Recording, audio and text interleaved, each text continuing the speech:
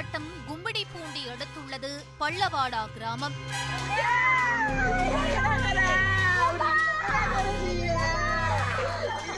இதே கிராமத்தில் வசித்து வந்த சுரேஷ், சிந்துமதி தம்பதியினரின் 8 வயது மகன் அனிஷ் பக்கத்தில் உள்ள பள்ளிக்கூடத்தில் 2ஆம் வகுப்பு படித்து வந்திருக்கிறார். கடந்த 16ஆம் தேதி பள்ளிக்கு சென்ற சிறுவன் வீடு திரும்பவில்லை. பதறிப்போன பெற்றோர் பல இடத்திலும் தேடி அலைந்தும் எங்கும் கிடைக்கவில்லை. அப்போதுதான் அதே பகுதியில் வசித்து வரும் ரேகா என்ற பெண் சிறுவனை வண்டியில் அழைத்து சென்றது தெரிய வந்திருக்கிறது. ஏற்கனவே ஊர் முழுக்க கெட்ட பெயர் எடுத்திருந்த ரேகா சிறுவனை அழைத்து சென்றிருப்பதால் நிச்சயம் ஏதோ தவறு நடந்திருப்பதாக நினைத்த ஊர் மக்கள் ரேகாவின் வீட்டை அடித்து நொறுக்கியதோடு அவரை பிடித்து போலீசாரிடம் ஒப்படைத்திருக்கிறார்கள். அவரிடம் நடத்திய கிடுக்குப்பிடி விசாரணையில்தான் ஊர்க்காரர்கள் பயந்தது போலவே அந்த கொடூரம் அரங்கேறி இருப்பது தெரிய வந்திருக்கிறது.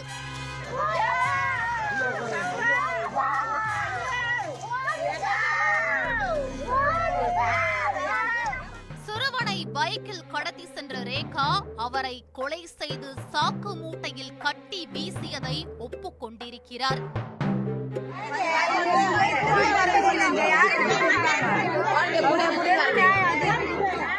ரேகா அடையாளம் காட்டிய ஆந்திர மாநிலம் வரதயா பாளையத்திற்கு சென்ற போலீசார் அனீஷின் சடலத்தை மீட்டிருக்கிறார்கள். புத்தக பையோடு போன மகனை ஒட்டளமாக கட்டிக்கொண்டு வந்து போட்டது அவரது உறவினர்களுக்கு ஆத்திரத்தை ஏற்படுத்தி இருக்கிறது. இதனால் காவல் நிலையத்தை முற்றுகையிட்டு போராட்டத்தில் குதித்திருக்கிறார்கள்.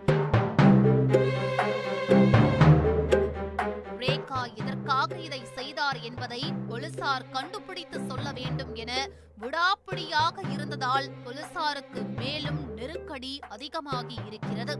இதனையடுத்து சிறையில் இருந்த ரேகாவை மீண்டும் கஸ்டடியில் எடுத்து விசாரித்திருக்கிறார்கள். அப்போதுதான் கடத்தலுக்கு பின் இருந்த காதலும் கல்யாண ஆசையும் வெளிவந்திருக்கிறது.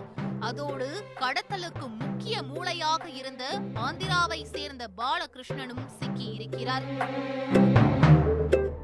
2 திருமணம் செய்து மனைவிகளை பிரிந்து வாழ்ந்து வந்த பாலகிருஷ்ணனுக்கு சில ஆண்டுகளுக்கு முன்னதாக ரேகாவின் அறிமுகம் கிடைத்திருக்கிறது. இருவருமே தனிமையில் வாழ்ந்து வந்தவர்கள் என்பதால் ரேகாவும் பாலகிருஷ்ணனும் காதலர்களாக மாறியிருக்கிறார்கள். ரேகாவின் வீட்டிற்கு அடிக்கடி பாலகிருஷ்ணன் வந்து செல்வதை வழக்கமாக வைத்திருக்கிறார். இதனால் ஊருக்குள் சிலர் தவறாக பேசவே தன்னை சீக்கிரம் திருமணம் செய்து கொள்ள சொல்லி பாலகிருஷ்ணனை டார்ச்சர் செய்து வந்திருக்கிறார் ரேகா.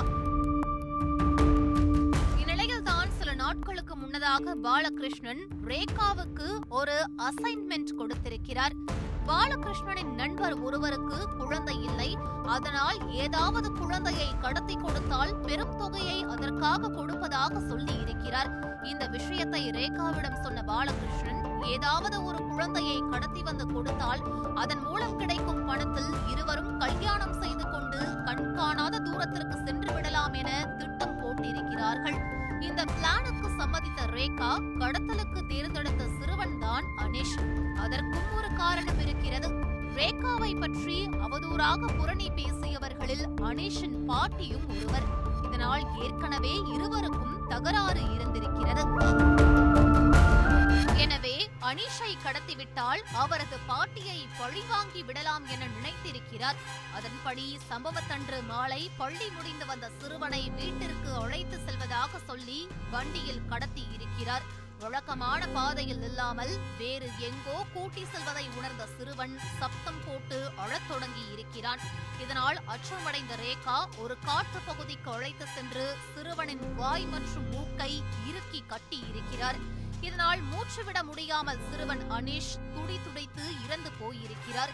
என்ன செய்வது என்று தெரியாத நிலையில் தனக்கு தெரிந்த வெங்கடரமணையப்பா என்பவரை உதவிக்கு அழைத்து சிறுவனின் சடலத்தை மூட்டையில் கட்டி வீசிவிட்டு வீட்டிற்கு வந்திருக்கிறார். ரேகா மட்டும் போலீசில் மாட்டிக்கொள்ள பாலகிருஷ்ணன் எதுவும் தெரியாதது போல ஆந்திராவிலேயே பம்மி இருக்கிறார். இதனையடுத்து ஆந்திரா விரைந்த போலீசார் வெங்கடரமணையா மற்றும் பாலகிருஷ்ணன் ஆகிய இருவரையும் கைது செய்து சிறையில் அடைத்திருக்கிறார்கள்.